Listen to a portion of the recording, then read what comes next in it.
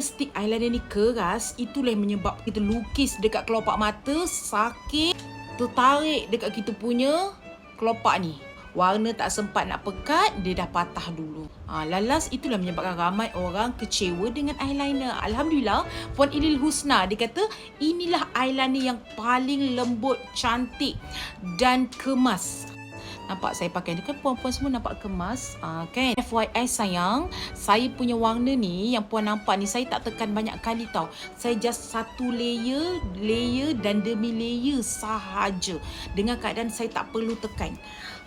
Dia kata yang penting tak comot, sebab oily skin pun boleh pakai, kena ada cara tak cair, tak pedih mata.